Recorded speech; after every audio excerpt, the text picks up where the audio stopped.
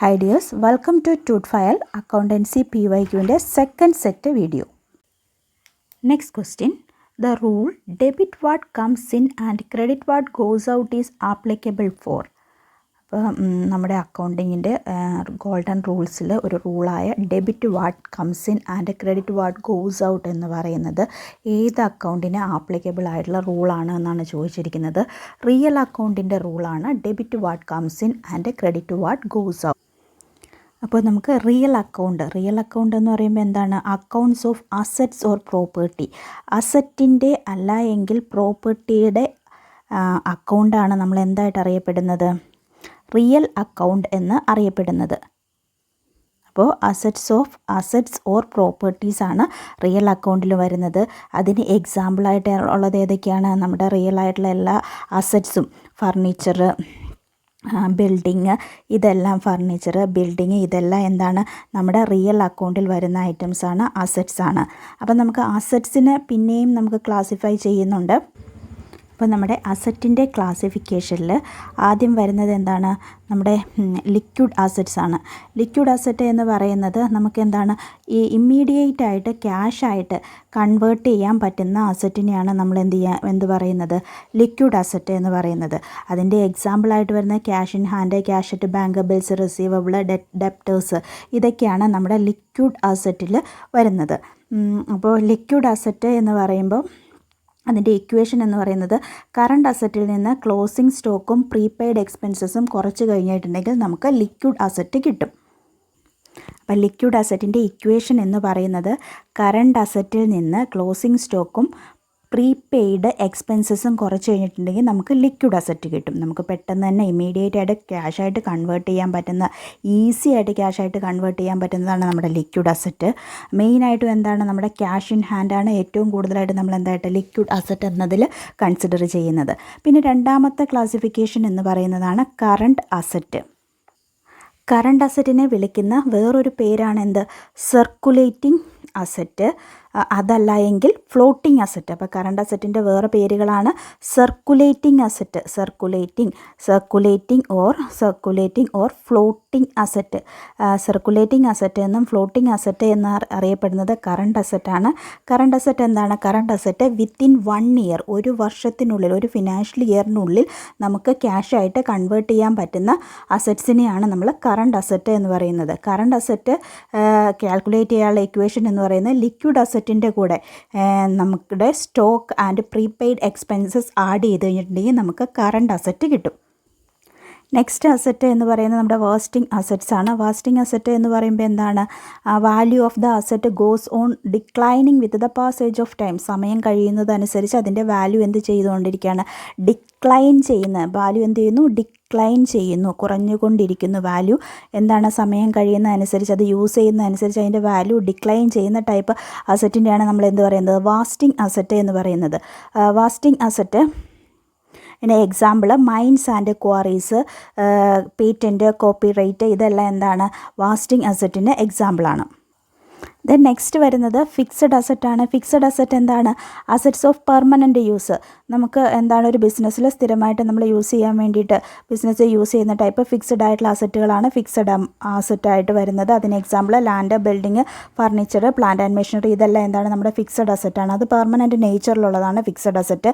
Then next വരുന്നതാണ് നമ്മുടെ tangible asset. Tangible asset എന്ന് പറയുന്നത് എന്താണ്? നമുക്ക് ടാഞ്ചിബിൾ അസറ്റ്, ഇൻടാഞ്ചിബിൾ അസറ്റ് എന്ന് പറയുന്നത് അതിൻ്റെ ഫിസിക്കൽ എക്സിസ്റ്റൻസ് അനുസരിച്ചിട്ട് നമ്മൾ ക്ലാസിഫൈ ചെയ്യുന്നതാണ് ടാഞ്ചിബിളും ഇൻടാഞ്ചിബിളും. നമുക്ക് ഫിസിക്കൽ എക്സിസ്റ്റൻസ് ഉള്ള അസറ്റിനെ ടാഞ്ചിബിൾ എന്നും, ഫിസിക്കൽ എക്സിസ്റ്റൻസ് ഇല്ലാത്ത, നമുക്ക് ടച്ച് ചെയ്യാനും സീൻ ചെയ്യാനും ഒന്നും പറ്റാത്ത അസറ്റിനെ ഇൻടാഞ്ചിബിൾ അസറ്റ് എന്നും. അങ്ങനെ രണ്ട് ക്ലാസിഫിക്കേഷൻ അവിടെ വേറൊരു സെപ്പറേറ്റ് ക്ലാസിഫിക്കേഷൻ പോലെ വരുന്നുണ്ട്. അതിൽ വരുന്നതാണ് ടാഞ്ചിബിളും ഇൻടാഞ്ചിബിളും. പിന്നെ ഇനി വേറൊരു ടൈപ്പ് അസറ്റ് കൂടെ നമുക്ക് പഠിക്കാനുള്ളത് ഫിക്റ്റീഷ്യസ് അസറ്റാണ്. ഫിക്റ്റീഷ്യസ് അസറ്റ് എന്ന് പറയുന്നത്, ഫിക്റ്റീഷ്യസ് അസറ്റിന് എന്തില്ല? നോ റിയൽ വാല്യൂ ഇല്ലാത്ത അസറ്റാണ് ഫിക്റ്റീഷ്യസ് അസറ്റ് എന്ന് പറയുന്നത്. പേരിൽ മാത്രം ഉള്ള ഒരു അസറ്റാണ് fictitious asset have no real value. They are not the real asset but they are called assets on legal and technical grounds. ലീഗലും ടെക്നിക്കലുമായിട്ടുള്ള ഗ്രൗണ്ട്സിലും മാത്രം അസറ്റായിട്ട് നിൽക്കുന്ന അസറ്റാണ് ഫിക്റ്റീഷ്യസ് അസറ്റ്. അതിന് എക്സാമ്പിളാണ് preliminary expense, discount on issue of shares or debentures, loss on issue of shares or debentures, heavy advertisement expenses. ഇതെല്ലാം ഫിക്റ്റീഷ്യസ് അസറ്റിൽ വരുന്നതാണ്. Then next question, goods account is a. Goods account എന്ത് അക്കൗണ്ടാണെന്നാണ് ചോദിച്ചിരിക്കുന്നത്. Goods account ഒരു real അക്കൗണ്ടാണ്. നമ്മളിപ്പോൾ real അക്കൗണ്ടിൻ്റെ details എല്ലാം പറഞ്ഞതാണ്. അപ്പോൾ ഗുഡ്സ് അക്കൗണ്ട് എന്ത് അക്കൗണ്ടാണ്? റിയൽ അക്കൗണ്ടാണ്. Next question, the entries necessary to transfer the various nominal account to trading P&L account is known as. നമ്മുടെ നോമിനൽ അക്കൗണ്ടിൻ്റെ ട്രാൻസ്ഫർ ചെയ്യാൻ വേണ്ടിയിട്ടുള്ള നെസസറി ആയിട്ടുള്ള എൻട്രീസ് ഇട്ടിട്ടാണ് നമ്മൾ എന്ത് ചെയ്യുന്നത്? ട്രേഡിംഗ് P&L അക്കൗണ്ടിലേക്ക് നോമിനൽ അക്കൗണ്ട് ക്ലോസ് ചെയ്യുന്നത്. നോമിനൽ അക്കൗണ്ട് ഒരു വർഷത്തിൽ മാത്രമുള്ള അക്കൗണ്ട്സ് ആണ്. ആ വർഷത്തിൽ തന്നെ നമ്മൾ എന്ത് ചെയ്യുന്നു? ക്ലോസ് ചെയ്യുന്നു. ടെമ്പററി അക്കൗണ്ട്സ് വേറൊരു പേരിൽ അറിയപ്പെടുന്നുണ്ട്. അത് എന്ത് ചെയ്യുകയാണ്? ആ വർഷം തന്നെ ക്ലോസ് ചെയ്യുകയാണ്. എന്നിട്ട് അത് ഏതിലേക്ക് ട്രാൻസ്ഫർ ചെയ്യുന്നു? ട്രേഡിംഗ് P&L അക്കൗണ്ടിലേക്കാണ് നമ്മൾ നോമിനൽ അക്കൗണ്ട്സിൻ്റെ ബാലൻസ് ട്രാൻസ്ഫർ ചെയ്യുന്നത്. അപ്പോൾ അതങ്ങനെ ട്രാൻസ്ഫർ ചെയ്യാൻ വേണ്ടിയിട്ട് നമ്മൾ ഇടുന്ന എൻട്രീസ് എന്താണെന്നാണ് ചോദിച്ചിരിക്കുന്നത്. അതിന് വേണ്ടുന്ന എൻട്രീസ് എന്താണ് എന്നാണ് ക്വസ്റ്റ്യൻ ചോദിക്കുന്നത്. എന്ത് എൻട്രി ആണ് അത്യാവശ്യം എന്നാണ് ചോദിച്ചിരിക്കുന്നത്. ആ എൻട്രിക്ക് പറയുന്ന പേരാണ് ക്ലോസിംഗ് എൻട്രീസ്. ക്ലോസിംഗ് എൻട്രീസ് ഇട്ടിട്ടാണ് നമ്മൾ എന്ത് ചെയ്യുന്നത്? നോമിനൽ അക്കൗണ്ട് ട്രേഡിംഗ് P&L അക്കൗണ്ടിലേക്ക് ട്രാൻസ്ഫർ ചെയ്യുന്നത്. Then next question, fund invested in current asset is called. Current അസറ്റിൽ ഇൻവെസ്റ്റ് ചെയ്തിട്ടുള്ള ഫണ്ട്സിനെ വിളിക്കുന്ന പേര് എന്താണെന്നാണ് ചോദിച്ചിരിക്കുന്നത്. ക്യാപിറ്റലിനെ രണ്ടായ രീതിയിൽ പറയുന്നുണ്ട്. എന്തൊക്കെയാണ്? നെറ്റ് വർക്കിംഗ് ക്യാപിറ്റൽ എന്നും ദെൻ ഗ്രോസ് വർക്കിംഗ് ക്യാപിറ്റൽ എന്നും പറയുന്നുണ്ട്. അപ്പോൾ capital required to day operation of a business day to day operation of a ബിസിനസ്സിൻ്റെ പാർട്ടായിട്ട് വരുന്നതാണ് working capital.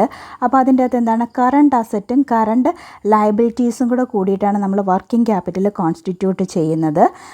Working capital current asset minus current ലയബിലിറ്റിയാണ് നമ്മുടെ വർക്കിംഗ് ക്യാപിറ്റൽ എന്ന് പറയുന്നത്.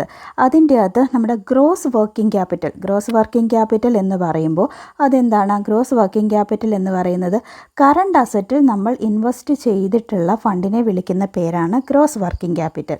ദെൻ നെക്സ്റ്റ് വരുന്ന current asset minus current liability, അതാണ് difference between current asset and current ലയബിലിറ്റിയാണ് നമ്മുടെ നെറ്റ് വർക്കിംഗ് ക്യാപിറ്റൽ. ഇനി net working capital, gross working capital ഒന്നുമില്ലാതെ വെറുതെ വർക്കിംഗ് ക്യാപിറ്റൽ എന്ന് മാത്രമാണ് നമ്മൾ ഓപ്ഷനിലുള്ളൂ എങ്കിൽ നമുക്ക് എന്തെടുത്തെഴുതാം? Working capital. എന്നാൽ ഓപ്ഷനിൽ gross working capital, net working capital അങ്ങനെ ഉണ്ട് എങ്കിൽ ഇത് നോക്കിയിട്ട് വേണം എഴുതാൻ. Difference between current asset and current liability ആണ് എങ്കിൽ അത് നെറ്റ് വർക്കിംഗ് ക്യാപിറ്റലാണ്. അതേസമയം ഫണ്ട് ഇൻവെസ്റ്റഡ് ഇൻ കറണ്ട് അസറ്റിൽ ഇൻവെസ്റ്റ് ചെയ്യുന്ന ഫണ്ടിനെയാണ് നമ്മൾ എന്തെന്ന് വിളിക്കുന്നത്? ഗ്രോസ് വർക്കിംഗ് ക്യാപിറ്റൽ എന്ന് പറയുന്നത്. പിന്നെ അതിൻ്റെ അകത്ത് നമ്മൾ നോട്ട് ചെയ്യേണ്ട ഒരു പോയിൻ്റ് എന്ന് പറയുന്നത്, ഈ നെറ്റ് വർക്കിംഗ് ക്യാപിറ്റൽ എങ്ങനെയാകാം? നെറ്റ് വർക്കിംഗ് ക്യാപിറ്റൽ പോസിറ്റീവോ നെഗറ്റീവോ ആകാം. നമ്മളിവിടെ minus current asset minus current liability ചെയ്തിട്ടാണ് നെറ്റ് വർക്കിംഗ് ക്യാപിറ്റൽ കാൽക്കുലേറ്റ് ചെയ്യുന്നത്. അപ്പോൾ നെറ്റ് വർക്കിംഗ് ക്യാപിറ്റൽ എങ്ങനെയൊക്കെ ആവാം? പോസിറ്റീവോ നെഗറ്റീവോ ആവാം. പക്ഷേ എന്താണ് ഗ്രോസ് വർക്കിംഗ് ക്യാപിറ്റൽ? അതെന്താണ്? നമ്മൾ കറണ്ട് അസറ്റിൽ ഇൻവെസ്റ്റ് ചെയ്തിട്ടുള്ള ഫണ്ടിനെയാണ് ഗ്രോസ് വർക്കിംഗ് ക്യാപിറ്റൽ എന്ന് പറയുന്നത്. അപ്പോൾ ഗ്രോസ് വർക്കിംഗ് ക്യാപിറ്റൽ ഓൾവേസ് എന്തായിരിക്കും? പോസിറ്റീവ് മാത്രമാണ് ആവുകയുള്ളൂ. Next question, inventory comes under dash in the balance sheet. Inventory എവിടെയാണ് വരുന്നത്? ഏത് ഗ്രൂപ്പിലാണ് ഇൻവെൻറ്ററിയെ കൺസിഡർ ചെയ്യുന്നത് എന്നാണ് ചോദിച്ചിരിക്കുന്നത്. ഇൻവെൻറ്ററി എന്ന് പറയുമ്പോൾ നമ്മുടെ ക്ലോസിംഗ് സ്റ്റോക്കാണ്. അത് ക്ലോസിംഗ് സ്റ്റോക്ക് എന്ന് പറയുമ്പോൾ എന്താണ്? നമുക്ക് വിതിൻ 1 ഇയർ അത് ക്യാഷായിട്ട് കൺവേർട്ട് ചെയ്യാൻ പറ്റുന്നതാണ്. അങ്ങനെയുള്ള അസറ്റിനെ നമ്മൾ വിളിക്കുന്ന പേര് കറണ്ട് അസറ്റ് എന്നാണ്. അപ്പോൾ ക്ലോസിംഗ് സ്റ്റോക്ക് അതല്ലെങ്കിൽ ഇൻവെൻറ്ററി എന്നൊക്കെ പറയുന്നത് എന്താണ്? നമ്മുടെ കറണ്ട് അസറ്റാണ്. ആ ബിസിനസ്സിൻ്റെ എൻഡിൽ റിമൈൻ ചെയ്യുന്ന value of the goods remaining unsold at the end of the accounting period. അപ്പോൾ അതിനെ നമ്മൾ എന്താണ്? കറണ്ട് അസറ്റായിട്ടാണ് ട്രീറ്റ് ചെയ്യുന്നത്. Next question, a person who owes something. എന്തെങ്കിലും ഒരു കാര്യം ചെയ്യുന്ന ആളെ, ഒരു ബിസിനസ്സിൻ്റെ എന്തെങ്കിലും അവരുടെ കയ്യിൽ ഉണ്ട് എങ്കിൽ, ബിസിനസ്സിലോട്ട് നമ്മളായിട്ട് എന്തെങ്കിലും കൊടുക്കാനുണ്ടെങ്കിൽ അവരെന്ത് ചെയ്യുകയാണ്? ബിസിനസ്സിൻ്റെ എന്തെങ്കിലും കാര്യം അവർ ഹോൾഡ് ചെയ്യുകയാണ്. അങ്ങനെയുള്ള ആളുകളെ വിളിക്കുന്ന പേര് എന്താണെന്നാണ് ചോദിച്ചിരിക്കുന്നത്. അത് ഡെപ്റ്റേഴ്സാണ്. ഡെപ്റ്റേഴ്സ് എന്ന് പറയുമ്പോൾ എന്താണ്? ബിസിനസ്സിന് ക്യാഷ് തരാനുള്ള ആളുകളെയാണ് നമ്മൾ എന്തെന്ന് പറയുന്നത്? ഡെപ്റ്റേഴ്സ്. അവർ ബിസിനസ്സിനോട് ചെയ്യുകയാണ്. ബിസിനസ്സിന് എന്ത് ചെയ്യണം? അവർ പേയ്മെൻറ്റ് കൊടുക്കണം. Next question, account of each head of expense or source of income. ഇവിടെ പറഞ്ഞിരിക്കുന്നത് എന്താണ്? Accounts of each head of expense. അതല്ല എങ്കിൽ എന്താണ്? Source of income. എക്സ്പെൻസിൻ്റെ അക്കൗണ്ട് ആവാം, അതല്ലെങ്കിൽ ഇൻകത്തിൻ്റെ സോഴ്സിൻ്റെ അക്കൗണ്ട് ആവാം. അങ്ങനെയുള്ള അക്കൗണ്ടുകൾ ഏതാണ്? നോമിനൽ അക്കൗണ്ടാണ്. ഇപ്പോൾ നമ്മുടെ നോമിനൽ അക്കൗണ്ട് അറിയപ്പെടുന്ന വേറൊരു പേരാണ് എന്താണ്? ഫിക്റ്റിയസ് അക്കൗണ്ട് എന്ന് അറിയപ്പെടുന്നത് ഏതാണ്? നമ്മുടെ നോമിനൽ അക്കൗണ്ടിന് പറയുന്ന വേറൊരു പേരാണ്. അതിനെന്താണ്? Expense, loss, income or gain, അതാണ് നമ്മുടെ നോമിനൽ അക്കൗണ്ട്സ് റിലേറ്റഡ് ടു ഏതൊക്കെയാണ്? ഇവിടെ നമുക്ക് എക്സ്പെൻസും ഇൻകവുമാണ് തന്നിട്ടുള്ളൂ. നമുക്ക് വേറെ ഏതൊക്കെ ഇവിടെയുണ്ട്? Expense or losses, income or gains, ഈ രണ്ട് കാര്യങ്ങളൂടെ നമ്മൾ പറയുന്നുണ്ട്. സെയിം തന്നെയാണ് മീനിങ് വരുന്നത്. അപ്പോൾ accounts related to expense, loss, income or ഗെയിൻസിനെയാണ് നമ്മൾ എന്തെന്ന് വിളിക്കുന്നത്? Nominal account. നോമിനൽ അക്കൗണ്ടിന് ഈക്വൽ ആയിട്ടുള്ള പേര് തന്നെയാണ് ഫിക്റ്റിയസ് അക്കൗണ്ട്. അപ്പോൾ നമ്മളോട് താഴെ തന്നിരിക്കുന്നതിൽ ഫിക്റ്റിയസ് അക്കൗണ്ട് ഏതാണെന്ന് ചോദിച്ചാൽ നമ്മൾ എന്ത് എഴുതണം? നോമിനൽ അക്കൗണ്ട്, ആ കൊടുത്തിരിക്കുന്ന ഗ്രൂപ്പിൽ നോമിനൽ അക്കൗണ്ട് ഏതാണോ ഉള്ളത് അതാണ് എടുത്ത് എഴുതേണ്ടത്. എക്സാമ്പിളായിട്ട് വരുന്ന ഏതൊക്കെയാണ്? പർച്ചേസ്, സാലറി, സെയിൽസ്, ഇതെല്ലാം എന്താണ്? നമ്മുടെ നോമിനൽ അക്കൗണ്ട്സ് ആണ്. പിന്നെ നമ്മുടെ നോമിനൽ അക്കൗണ്ടിൻ്റെ റൂൾ എന്താണ്? Debit all expenses and losses, credit all incomes and gain. അപ്പോൾ നമ്മുടെ നോമിനൽ അക്കൗണ്ടിൻ്റെ rule debit all expenses and losses, credit all incomes and gain. Then next question, the process of transferring the transaction from the journal into appropriate account in the ledger. അപ്പം നമ്മുടെ process of transferring, നമ്മൾ എന്ത് ചെയ്യാണ്? Transfer ചെയ്യുന്ന process എന്താണ്? Transaction ജേണലിൽ നിന്നും അതാത് അക്കൗണ്ടിലേക്ക് ട്രാൻസ്ഫർ ചെയ്യുന്ന ആ ഒരു പ്രോസസ്സിന് പറയുന്ന പേരാണ് എന്ത്? പോസ്റ്റിംഗ് എന്ന് പറയുന്നത്.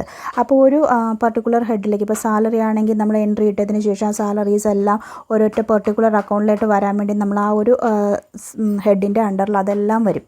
അങ്ങനെ ചെയ്യുന്ന ആ ഒരു പ്രോസസ്സിന് പറയുന്ന ആ ഒരു സെപ്പറേറ്റ് ലെഡ്ജറിൻ്റെ ഹെഡിലേക്ക് നമ്മൾ കൊണ്ടുപോയിട്ട് എന്ത് ചെയ്യുകയാണ്? പോസ്റ്റ് ചെയ്യുകയാണ്. അപ്പോൾ അങ്ങനെ തന്നെയാണ് നമ്മൾ പറയുന്നത് പോസ്റ്റിംഗ് എന്നാണ് പറയുന്നത്. അപ്പോൾ ഇവിടെ ചോദിച്ചിരിക്കുന്നതിൻ്റെ ആൻസർ എന്താണ്? പോസ്റ്റിംഗ് എന്നുള്ളതാണ് answer. Next question, record of transfer from the journal in nominal account into P&L account. നമ്മുടെ നോമിനൽ അക്കൗണ്ടിൻ്റെ P&L അക്കൗണ്ടിലേക്ക് നമ്മൾ എന്ത് ചെയ്യണം? ട്രാൻസ്ഫർ ചെയ്യാൻ വേണ്ടിയിട്ട് നമ്മളൊരു ജേണൽ എൻട്രി ഇടും. ആ ജേണൽ എൻട്രി ഏതിലാണ് ചെയ്യണത് എന്നാണ് ചോദിച്ചിരിക്കുന്നത്. അപ്പോൾ അതായത് ക്ലോസിംഗ് എൻട്രി ഇട്ടിട്ട് വേണമല്ലോ നമ്മൾക്ക് എന്ത് ചെയ്യാൻ? P&L അക്കൗണ്ടിലേക്ക് ട്രാൻസ്ഫർ ചെയ്യാൻ വേണ്ടിയിട്ട്. അങ്ങനെ കൊടുക്കുന്ന ക്ലോസിംഗ് എൻട്രിക്ക് ഇടുന്നത് ഏത് ജേണലിലാണെന്നാണ് ചോദിച്ചിരിക്കുന്നത്. ജേണൽ പ്രോപ്പറിലാണ് നമ്മളത് ചെയ്യുന്നത്. അപ്പോൾ നമുക്ക് ഓരോ ജേണലിലും നമ്മൾ ഓരോരോ കാര്യങ്ങളാണ് ചെയ്യുന്നത്. ക്യാഷ് ബുക്കിൽ ക്യാഷ് ട്രാൻസാക്ഷൻസ് എല്ലാമാണ് റെക്കോർഡ് ചെയ്യുന്നത്. പർച്ചേസ് ഡേ ബുക്കിൽ എല്ലാ ക്രെഡിറ്റ് പർച്ചേസസുമാണ് നമ്മൾ റെക്കോർഡ് ചെയ്യുന്നത്. സെയിൽസ് ഡേ ബുക്കിൽ എല്ലാ ക്രെഡിറ്റ് സെയിൽസുമാണ് റെക്കോർഡ് ചെയ്യുന്നത്. പിന്നെ പർച്ചേസ് റിട്ടേൺ ബുക്കിൽ purchase return, sales return book, bills receivable, bills payable, journal പ്രോപ്പറിലാണ് നമ്മൾ adjustment entries, record of adjusting entries, rectification entries, credit purchase of fixed asset, closing entries, ഇതെല്ലാമാണ് നമ്മൾ എന്ത് ചെയ്യുന്നത്? ജേണൽ പ്രോപ്പറിൽ ചെയ്യുന്നത്.